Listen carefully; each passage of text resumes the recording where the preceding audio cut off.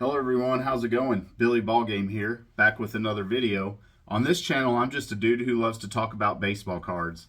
And today I'm going to talk a lot about baseball cards. I want to talk about kind of my thoughts on cards that I was going to grade in my collection, and am having second thoughts based off of my last SGC order.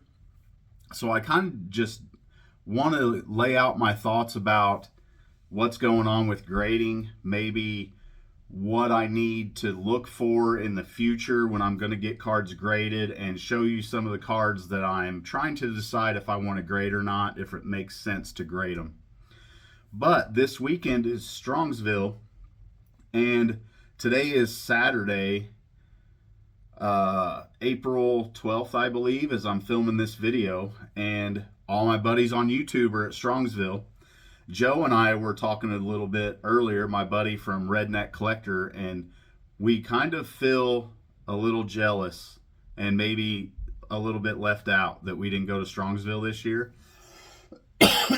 But I have a big announcement that will be coming up on my channel in the future, in order, kind of some steps I took in order to ensure that I'm able to go to Strongsville next year. But I will talk about that here in the next month or two. I'm not quite ready to make the announcement yet. And then real quick, before I start talking about the cards, if you haven't been on my buddy Steve's channel from Vintage on Vintage, please check out his last episode of Bargain Hunters. We did an episode on Bob Gibson where we all had to find a Bob Gibson card for under $35. And Steve does that show with John P. Collects. And then also Topher, the Cincinnati Kid, was on there also. And we had a whole lot of fun. It was a great episode. If you haven't checked it out, please do it. But here is the card that I picked up for that episode that I wanted to go ahead and show you all on my channel, because I hadn't had the opportunity to show it yet, because I wanted to keep it kind of under wraps for that episode. And this was a super cool card because I've never owned any of the vintage Kellogg's. So I was super happy to have this, and it fell at, I think, $28 all in for this card. So it was well within our $35 budget for a Bob Gibson. And anytime I can add a Bob Gibson in my collection for under 30 bucks, I'm going to do it. So there's that. So let's talk about grading. So those of you who follow my channel, you know I'm a big SGC fan. And every card that I have graded on my own within my collection has been through SGC. And I recently sent, for me, a big order out. It was about 30, 32 cards in that ballpark for their 70s and 80s special. And in my reveal video from that submission, I talked about how 6 of the cards that I submitted, once I got them back graded and with the grades they received, they were not worth the grading fee. But out of that submission, it was okay, because the vast majority of the cards that I submitted to get graded, even if some of them graded lower than I anticipated, they were still worth the grading fee. And some of them I will be bringing with me to shows in May in Columbia, and the show out here in Boonville in June. I'll be bringing those cards to set up at that show and hopefully move. But in that submission, I looked through those cards extremely closely. I wrote notes on why I thought a card was going to grade a certain card. And those were the best cards that I had to submit to get graded for the 70s and 80s special. A lot of those were rookie cards from the 80s that were huge cards back in the day, and to me are still really cool. Wade Boggs, Ryan Sandberg, Tony Gwynn. I sent in, I can't remember if I sent in any Ozzie Smiths, but I know I sent in some Nolan Ryans. Just that's a huge area of nostalgia for me within my collection because again, a lot of those guys are the guys I grew up idolizing, and a lot of those cards are cards that I ripped out of packs as a kid. But based on the grades that I received on a lot of those cards, I'm starting to second guess what cards I want to send in for grading and which ones I don't. And I've talked about this a few times on my channel. To me, of course, it makes sense to grade vintage Hall of Famers for the most part. Like I have a few ungraded cards for the 60 set that I plan on sending in. I have a Venezuelan 1962 Topps Stam Usual that I got from my buddy Ben at Blix Cards that it makes sense to send that in. But a lot of the other cards that I'm thinking about having graded, I'm starting to question whether or not it makes sense to get them graded. And basically the realization that I've come to is when I review these cards, if I find any flaw whatsoever in that card, it doesn't make sense to get it graded. Because let's take a small print dot or a fisheye or a pink eye, as I like to call it. On SGC's grading scale on their website, it says that a small print dot could still qualify as a 10 as long as it doesn't detract from the overall eye appeal of the card. And I find that kind of an ironic statement because in my brain, any print dot detracts from the eye appeal of the card if I can see it with the naked eye. Now, there may be some print dots that are less bothersome than others. Like, for example, if there's a print dot right on a dude's face, that is different to me than a print dot on a border. But SGC has shown that a print dot on a border of a card or outside of the main frame of the picture is still going to affect the grade on that card. So it's kind of made me start to rethink my grading strategy. And again, a lot of these cards I have graded or that I am considering for grading is because they're iconic cards. I want to have them graded in my collection. And I'll show you some of what I'm talking about here in a minute. But what I've started to question is, would I be better off just buying those cards already graded? And I think in certain circumstances, I would absolutely be better off buying those cards already graded. But I have a lot of them. And so I'm going to go through them here in a bit and show you the types of cards that I'm talking about because I cut my stack in half here recently. You can see those in the top loaders there. Those were all cards that I had in my box to consider for grading, and then once I got this last SGC submission back, I pulled them all out. I'm no longer going to grade these cards. And a lot of them are cards that I would have thought previously, probably for the most part, all had a shot at getting a 9 or better. And I really do think that a lot of these, with the way SGC is grading cards currently, they're probably 8s or 8.5s in the best case scenario. And so for me, that's just a risk that I'm not willing to take, because for me, if I'm going to spend several hundreds of dollars, $300 or $400 to get cards graded, and a large chunk of those cards are going to come back graded less than I think they're going to grade, and they're not worth the grading fee, even though I'm not selling them per se, that's not the best way I can spend my monthly budget in my mind.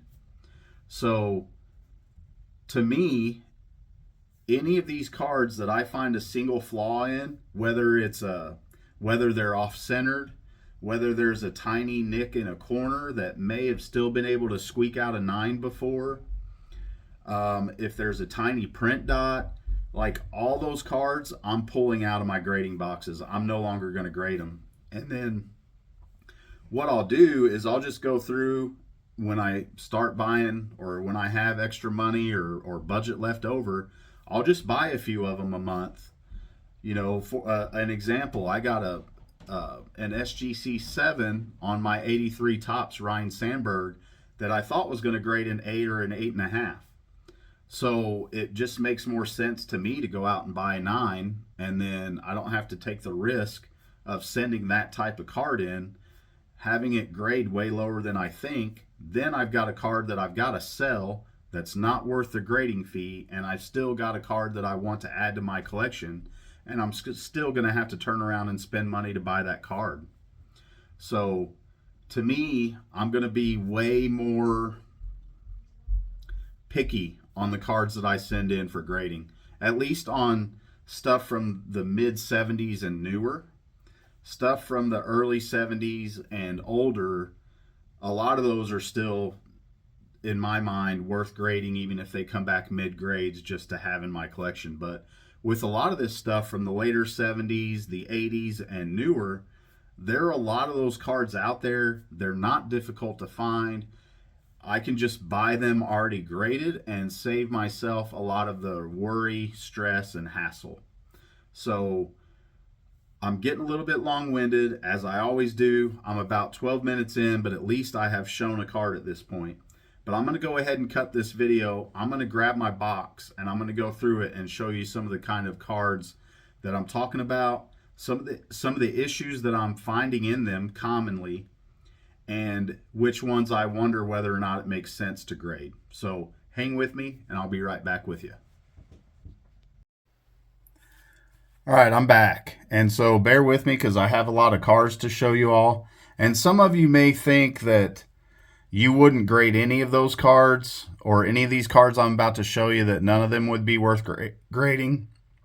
And I guess it really just boils down to, how much you grade, where your collection leans, and what your preferences are. So some of these cards, you're absolutely right. To anyone on earth except for me, it wouldn't make sense to grade them. But I'll go through and again show you the kind of stuff that I'm talking about. So first off, I'm going to start with some of the vintage, and it makes more sense to grade cards like this, right?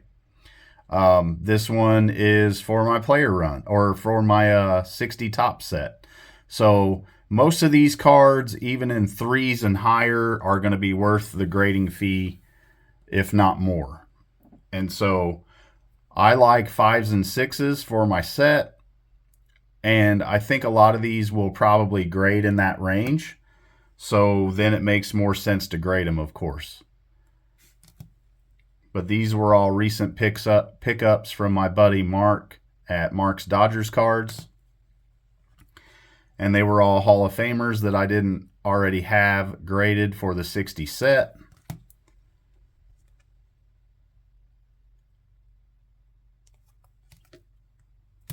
This one I had a graded version of a while ago in a 3.5 that I moved. And this is probably just a card I'll go ahead and buy at some point graded, because this one I got out of a lot on eBay, and it has a wrinkle up here on the surface right there. If I can get the camera to focus well enough so you can see it. But there's probably about a 1/4 of an inch little wrinkle right there, which will probably knock this down to a 3 or a 3.5. So this is a card I'll probably just end up buying already graded, because that's the second card that I've had that won't grade in the range that I would like it to. And that one's off-centered. It's got dinged up corners. So here's a Mazeroski. This is one I'll probably grade for the set. I already have an early win, but I'll probably grade this just for, at some point, for show fodder, because I already have it for the set. Same way with this Sparky Anderson. I think this is an upgrade candidate over the one that I already have graded in my set. I think the one I already have is a 3 or 3.5. This is one that I already have. This will just be card show fodder probably, even though it doesn't really have a lot of value. This is potentially an upgrade. I bought a PSA 7 for really cheap. This was initially a PSA 4 that I cracked out, and I'm going to send in because I think it's better than a 4. And I actually like this one better. It's better centered than the 7 that I have, so I'll send this out at some point. And then here's the Venezuelan that I got from my buddy Ben from Blix Cards. I'm going to grade this. It'll probably grade a 1 or a 2 because it's got writing on the back.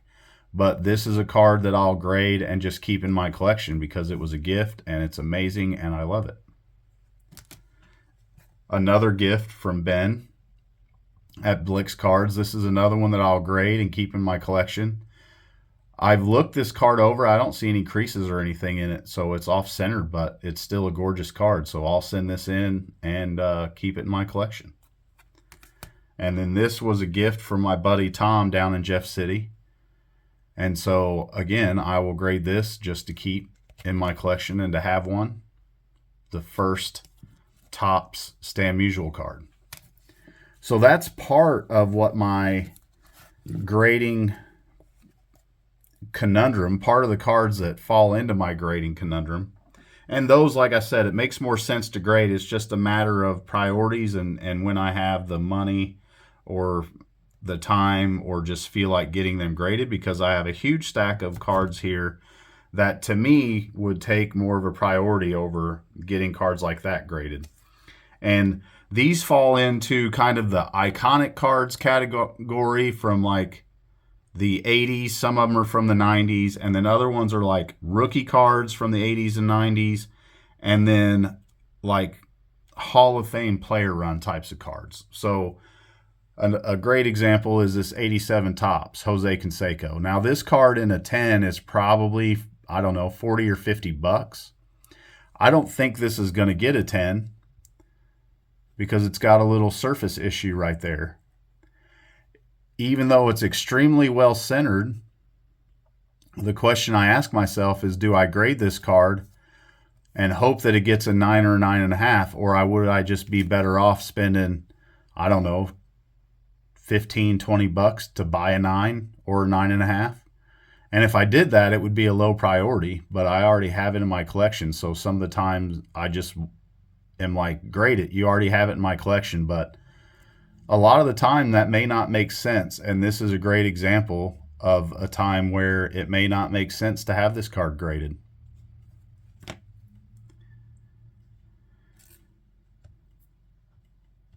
And then here's another one of the most iconic cards from the 90s. Like I pulled this out of the Upper Deck box I bought. I love this card. I want one graded probably at some point in a 9 because I'm not going to pay $300 for it in a 10. And that might be a little ding on that corner. So that will probably knock this grade down to an 8. And an 8 is still probably worth about what the grading fee is. A 9 is worth probably 40 bucks. So again, to me, this is one, I can't tell if that's a ding on that corner or not because I can't really get my camera to focus. So to me, is it worth the risk of getting this graded, or do I just go out at some point and buy a 9? And this one's off-centered a little bit too, so it has no shot at a 10. So this is one that probably doesn't make sense for me to grade, and maybe I just need to sell it raw, ungraded at a card show at some point. I can probably get, I don't know, in the ballpark of 10 bucks for it. 90 Leaf Nolan Ryan. Again, just a player run card. You know how much I love Nolan Ryan. This one's off-centered, so probably best case scenario for this is a 9, and I haven't looked at it, but I'm guessing a 9 is probably worth 8 to maybe 15 bucks. So this is another one that I may have considered sending in before, but now I question because it's off-centered. In my mind, it already knocks it down to a 9. If there's another single flaw on this card, it's going to be an 8 or an 8.5 at best. And so for me, this is probably a card I could pick up in a 10 for 70, 80 bucks. This is another example of a player run card. So 82 Topps Eddie Murray. Now, this one has a little bit more value than you would think because of the blacklist version of this card. So a lot of people that have a blacklist version of this card, they want to get a really nice version of the regular copy if they're doing like the master set or something like that of the 82 top set. But this is obviously off-centered top to bottom, and probably the best I could hope for would be an 8 on this, and an 8 wouldn't be worth the grading fee. So it wouldn't make sense to grade this card. Here's an 85 Fleer Donnie Baseball. Well centered. No real issues that I can find. If I could get a 9 or higher on this card, I'd be happy with it, and it would be worth more than the grading fee. But it's always a question of, will it actually get a 9, or will they find something else in it to knock it down to an 8 or an 8.5, which they did with so many of the cards that I just sent in and got back from them that I thought were going to be 9s or higher that came back 8s or 8.5s. And that may have some chipping on the edge there, which would definitely lower the grade. So that's probably not a card worth grading. Another great looking card.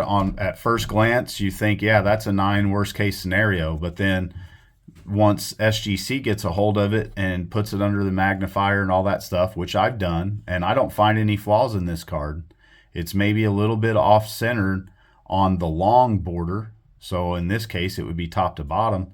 But it's otherwise, from what I can tell, a flawless card with no print dots and no other issues. But if this grades less than a 9, it's definitely not going to be worth the grading fee. And at some point, I should probably just buy a graded version of this, even though it's a low priority in my collection. Here's another one, 79 Topps.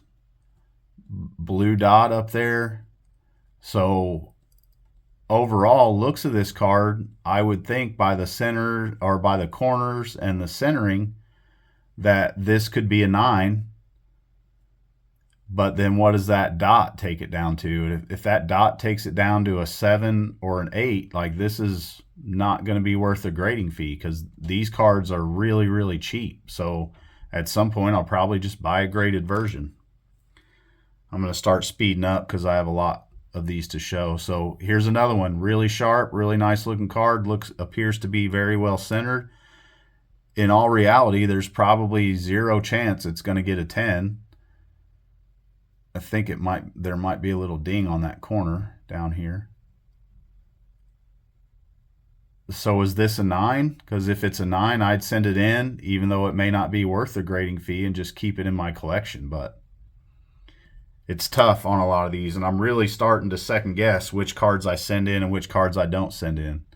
Another very similar one to the 81 Topps that I just showed with Henderson and Reigns. Again, a great card.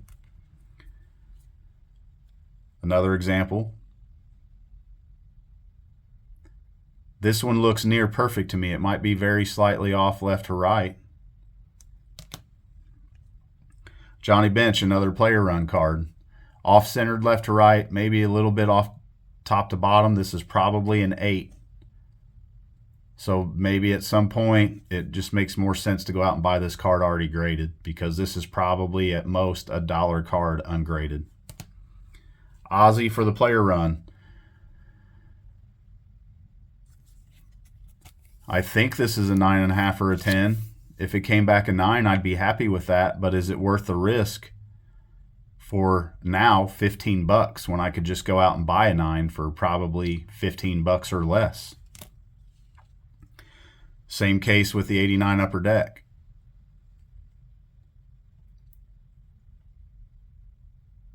The holograms centered on that one. This is a nice looking card, but what are the odds of it getting a 10? Another one. In a 9, this is worth a grading fee all day. But is that border up there with that chipping on that edge, is that nice enough to get a 9? This is a card there's no way I will ever pay 10 money for, but I would like to have a 9 in my collection. This is one I may grade just to have at some point, because I love this card. But it may not even make sense to grade it, even if it was going to get a 9. But at some point, I'll probably grade it anyway. Here's another one. I got a 10 on my 86 Donruss Nolan Ryan. And this one's a really nice looking sharp card. If I could pull a 10 on this, I would send it in. If not, I should probably just buy a 9 for $8 or $10. Here's another Upper Deck. And I have a boatload of these cards, and some of them I have the thought of grading them to sell at shows, but in all reality, this one's not a 10. It's off-centered left to right. If that's a 9, what could I sell it for at a show? $8, $10? Like, I'm not going to lose money just to get a card graded. Here's another example of one that I should probably just buy graded. This is a really nice looking card. Well centered, but you can see there's a print dot right there. So automatically already it's not going to get a 10. So not one that I will send out.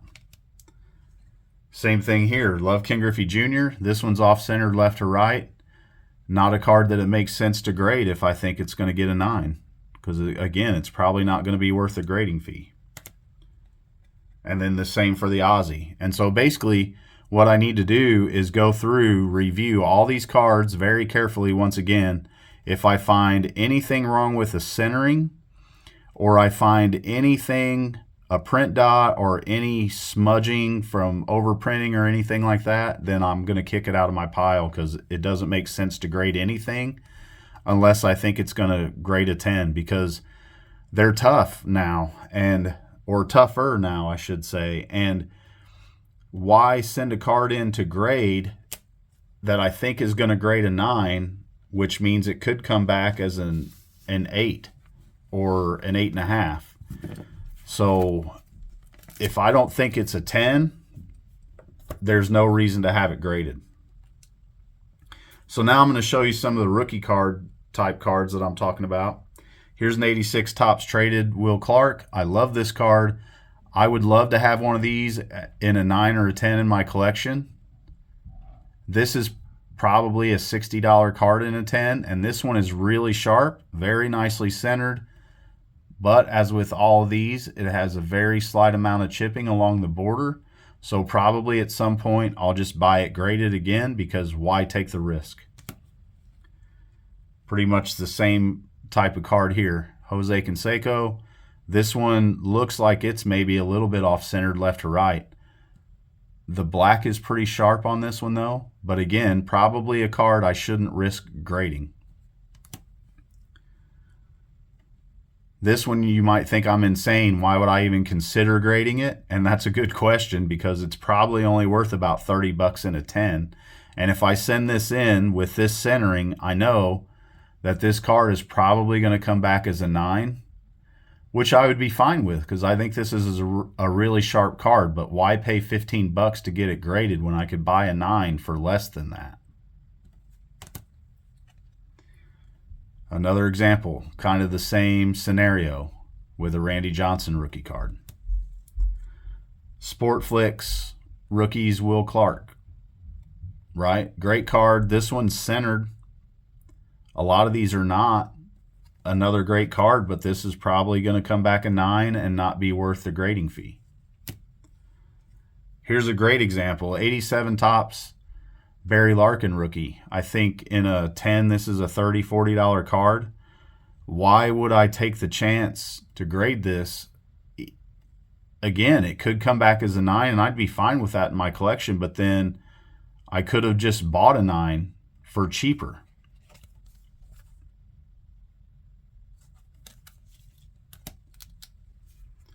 This is about a $100 card in a 10. This one's not going to get a 10.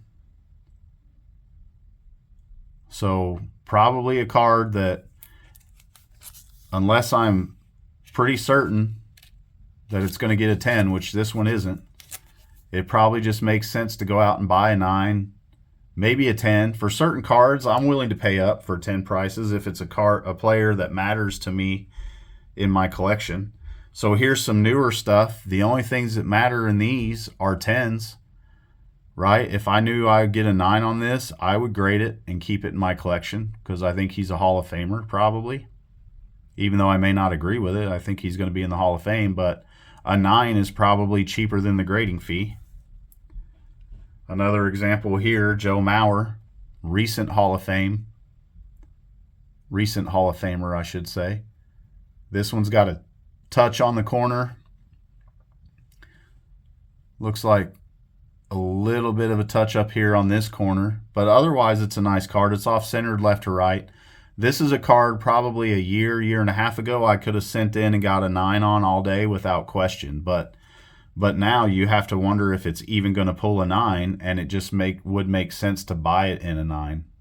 Because again, that's not a card I'm going to pay 10 money for. Same thing with this Todd Helton. It's off-centered. Best case scenario probably is a 9. Are they going to find other flaws in it that bump it down to an 8.5 or an 8? And for me, that's just too big of a risk. So at some point, I'll probably just buy this. Adrian Beltre falls into the same category. Roy Halladay. These are really tough because there's not a lot of value in this in even a 10. So the only way it makes sense to me to get this graded is if you know it's a 10, but then it's still a big risk. So I'll probably just buy one graded at some point. Same with the chipper. Same with the A-Rod. Same with the Jeter. And that one's got some chipping up there on the edge. So the best I could hope for on this would be a 9, but will they find anything else to ding it for? So that's a card at some point I'll just buy already graded in a 9 because that makes more sense to me. Same thing here. Same thing here. And again, I can just go through these all day long and talk about why I wonder if it makes sense to have them graded or not. Because again, this is probably a $30 card in a 10. It's not even that expensive. Why take the risk to pay $15 to have it graded? Even though it would be a great card if it came back in my collection in a 9, it would still be a great card. But a 9 is probably worth $10. Like I could just go out and buy a 9 for cheaper than I could get this card graded. And to me, the more of these cards that I have graded and the more I see how SGC is grading stuff, the more it makes sense to just do that. So here's another example. I bought a 9 of this graded and I think I paid $10 for it. So it doesn't make sense to grade this card unless it's perfectly dead centered and you can't find a single flaw in it. You really may as well just go out and buy a 9. So it doesn't make sense to get this graded to me. Same way with the Bagwell. Not a lot of value in a 10. Why would I take the risk and spend more money to grade it and get a 9 than I could just go buy a 9 for? Nolan Arenado, same thing. I have a 10. So really, even if that got a 10, it would just be card show fodder. So why would I mess with grading it? And I love this card. This is one of my favorite cards of the 90s and probably my favorite Frank Thomas rookie card. In a 10, this is worth probably $30-40. So why not just go out and buy a 10 instead of paying $15 to get this graded? And this one's sharp. It's centered. These are really hard to find centered. And this is a really nice example. But again, if it gets a 9, it's probably not worth the grading fee. A 10 is so cheap that it just makes more sense to me to go out and buy a 10. More of the same kind of cards. Kenny Lofton, 91 Bowman. Jeff Bagwell, 91 Bowman. This one's off top to bottom and left to right. It's shifted down and to the left. So the best shot for this card is probably a 9. Jim Thome, same thing. Love this card. It's great. Probably best case scenario on it is a 9. And I haven't looked at any 9 values, but I'll bet you it's under $15. Same thing with the chipper. Same thing with the Mucina. Same thing with the Ivan Rodriguez. Same thing with the Bowman Arenado. So these are probably cards I'll just keep ungraded in my collection. and buy graded versions of them at some point. But it's just all about priority. And then here's another Jeter with his score select. Like, this is a pretty cheap card. I think $200 in a 10. So I'd probably be better off going out and buying a 9 or a 10 of that card. All right, so I'm going to flip this around. Hold tight with me, and I'll be back with you, share some more thoughts, and then I'll wrap it up. All right, I'm back. So to me, it's maybe anecdotal, right? Because I'm basing it off of my last submission where I sent in 32 cards, but I got 110 out of a 32 card submission, and that one I knew was a 10. Like I told my buddy Tom, if this thing gets anything less than a 10, I'm no longer grading cards anymore. But there were several others that I thought had a shot at a 10. My 89 Bowman Nolan Ryan, I thought that card had a really good shot at a 10, and it came back an 8.5. And I don't know what I missed on it. So to me, with the way they're grading right now, and this isn't a knock on SGC because I still love SGC, and any of these cards that I do grade in my collection will be with SGC. But to me right now, with as tough as they're grading some of these cards and the $15 grading fee, a lot of these cards that I have in my collection, because again, a lot of them are junk wax, a lot of them are stuff from the 80s that a lot of you wouldn't even have in your collection, period. And I understand that, and there's nothing wrong with that. But I really like these cards. They're part of my childhood. And so for me, I want to have these graded in my collection at some point. But I can't do it with a lot of them for 15 bucks a card, especially with the way SGC's grading. Like, if you find any single flaw in a card with these types of cards that I showed you today, and I'm not talking about these cards, like of course there are flaws in them. I'm talking about the newer stuff.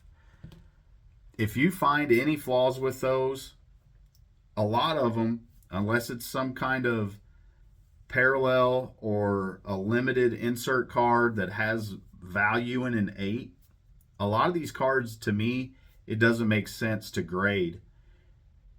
You all can do what you want to, but for me, if I'm going to spend 15 bucks to have a card graded that I know in a 10 is worth 40 or 50 bucks and a 9 is going to be worth 10, for me, I'm not going to take that risk, and I'm just going to buy a 9 at some point. The problem with that is there are so many cards that I want. It's all about priority.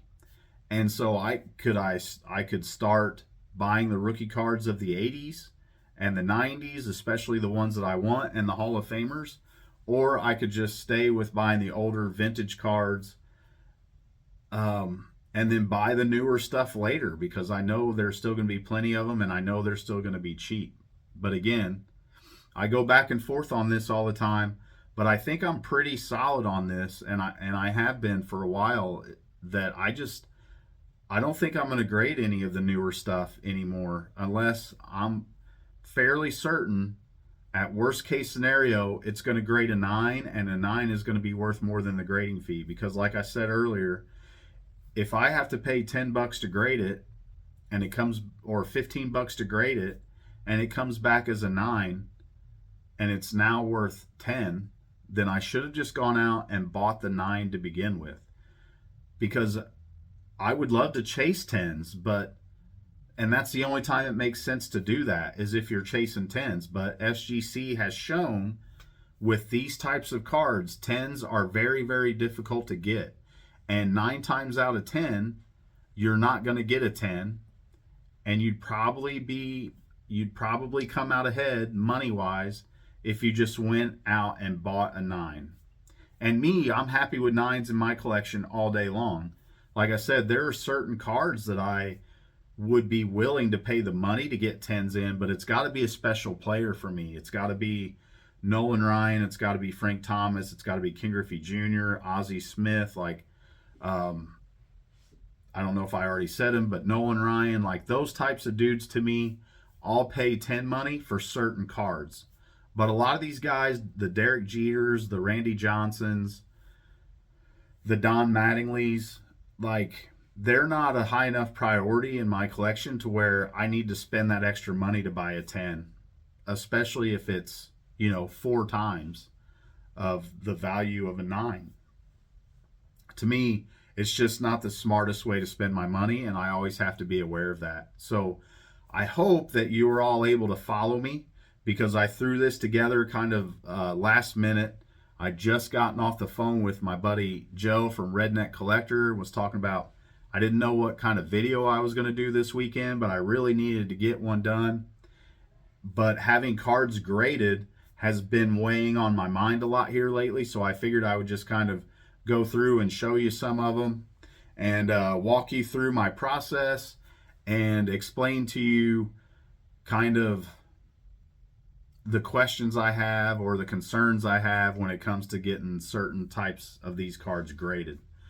And I still have, player run stuff from the 80s that I may get graded at some point, but just right now is not a high enough priority to justify spending the money on it right now, when there are so many other cards that I want to buy and or have graded. So I've got stacks of stuff like this. Like, here's a 79 George Foster that I think is an amazing card that probably can grade a 9. I haven't looked at a 9. I don't know what a 9 is worth, but a 9's probably worth 40 or 50 bucks. So this might be a card that I grade at some point. Because I know at the end of the day, even if this comes back as a 7 or an 8, even though it may not be worth the grading fee, I'll still keep it in my collection at that grade. It's not one that I'm going to want to sell at some point or try to get an upgrade for. And then, a card like this. This is a card that I think has a shot at a 10. Like, you're not going to find an 82 Topps much better centered than this one. And in a 10, I have no idea what this is worth, but my guess is in a 10, it's probably worth $100 or two, just because the 10 pops on these are so low and so many people are willing to pay up for 10s. Like, it almost makes sense to grade a card like this to me if I think it's going to grade a 10, even though it probably wouldn't, just because the upside could potentially be worth it, But I go back and forth with stuff like that all the time. 10s in these are worth a lot of money. Probably not a 10, probably not one I'll grade. So anyway, I could go on all night and show you those types of cards and walk you through my thought process, let you know if that's a card I think I will grade or if it's not one that I will grade and why. But we're already at about 30 minutes on this video, so I'll go ahead and wrap it up at that. And to all my buddies that are at Strongsville, if you're still with me watching this video, I hope you guys have a blast. I'm sure you will. I wish I was there with you, but I promise you I will not miss next year's. So I'm going to wrap it up. If you're still with me and you're not already subscribed, if you would do so, I would appreciate that. If you would give this one a like, I would, again, appreciate that. And until the next one, I hope everybody has a good one, and I'll talk to you later.